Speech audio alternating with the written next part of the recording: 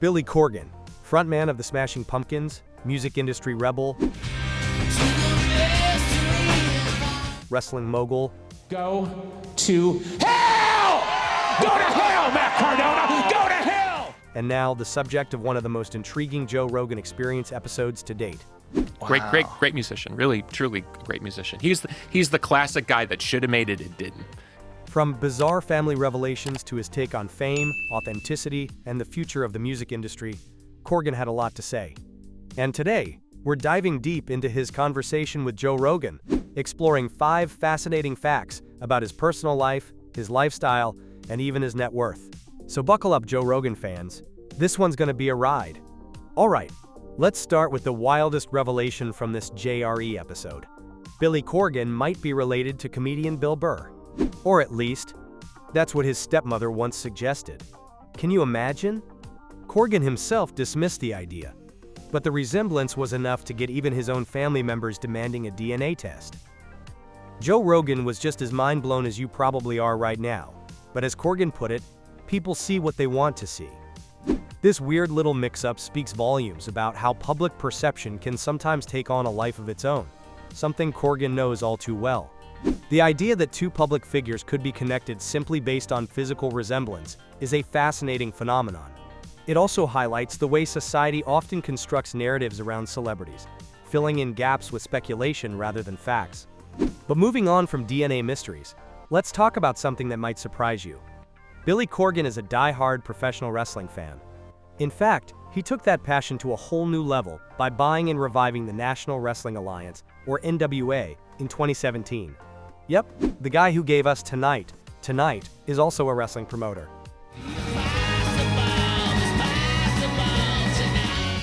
On the podcast, Corgan shared how he sees pro wrestling as another form of storytelling, just like music.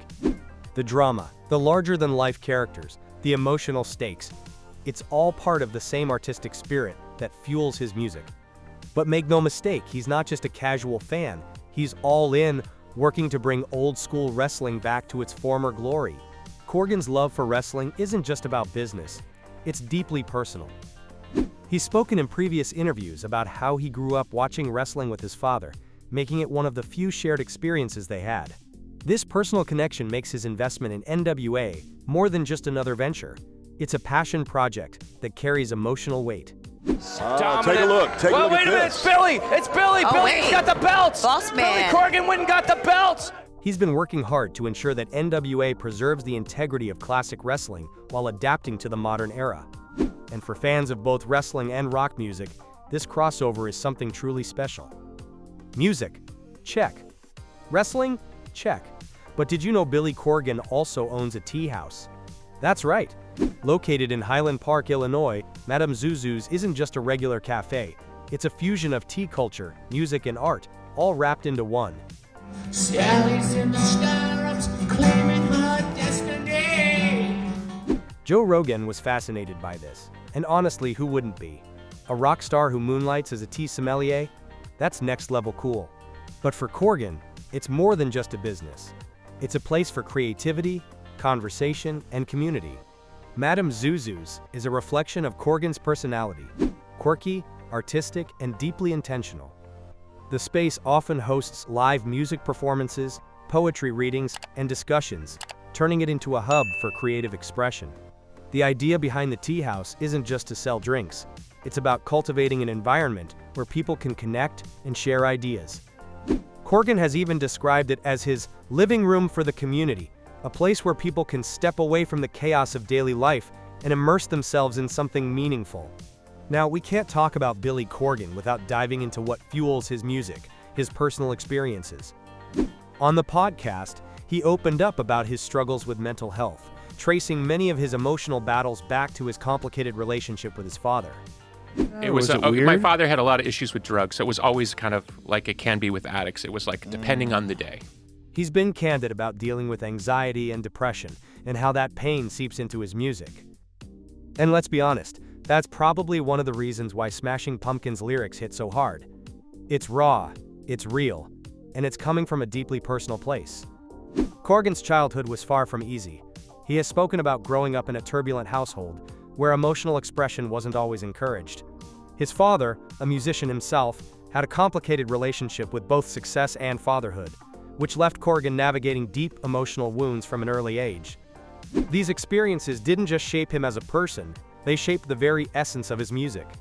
The melancholy, the intensity, the introspection, all of it stems from a lifetime of processing pain through art.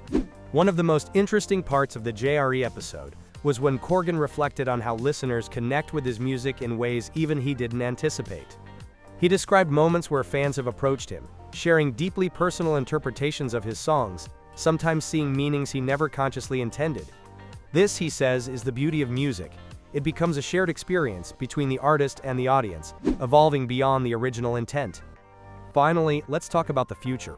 On JRE, Billy Corgan shared his views on where the music industry is heading. And spoiler alert, it's not looking good for the traditional record labels. According to Corgan, the shift towards independent music production is inevitable. Artists are taking back control, owning their work, and connecting directly with fans. And honestly, it's about time. This could mean better music, fairer pay for artists, and a more genuine connection between creators and their audiences. Corgan has long been outspoken about the flaws of the mainstream music industry. From unfair contracts to the pressure of conforming to commercial trends, he's seen firsthand how creativity can be stifled by corporate interests. But the rise of independent platforms, whether it's streaming services, social media, or direct-to-fan models, means artists now have more power than ever before. Corgan sees this as a revolution in the making, one that will redefine what it means to be a successful musician.